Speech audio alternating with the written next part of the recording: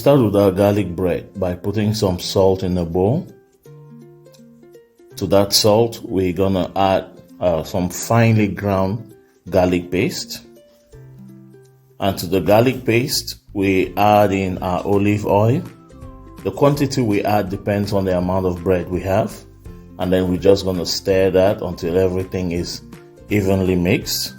After that, we're gonna slice our bread and use that paste with a brush and just brush it slightly over our bread, making sure that we put the garlic and the olive oil on top at the surface of the bread.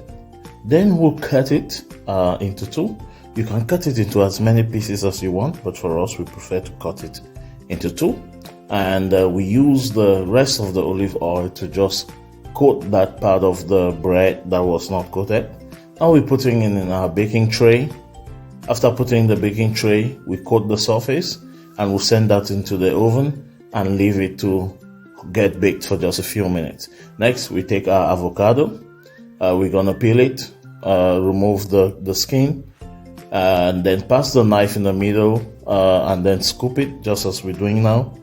And we make sure that we scoop it to come out in little chunks. This is how guacamole is generally done. Other people would scoop it whole and then mash it, but for us, we find this way easier. It's for me, it comes out a lot easier like that. And after we have all our avocado, we are going to take some lemon juice. So we squeeze half a lemon all over it. The lemon brings in the freshness, but as well as the freshness, it helps to keep the color.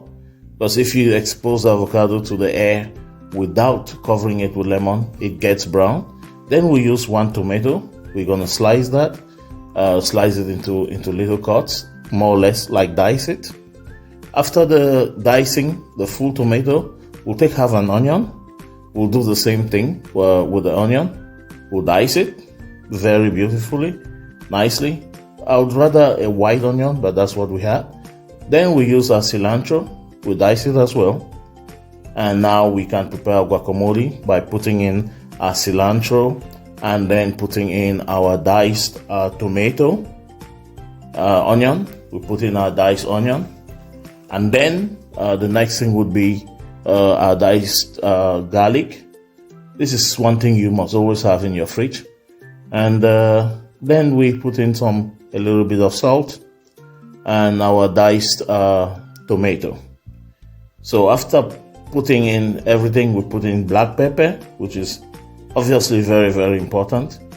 Gives kind of a nice freshness to it as well. Then we put in the diced tomato, as I earlier mentioned, and we're gonna mix. And that's our guacamole. It's really simple. We're gonna save this in the fridge. Now we go to our calamari, fresh. We take it out and we cut it into small strips like that. We're gonna wash it in very salty and very hot water. And this is it after we've washed it, soaked and washed in very salty hot water.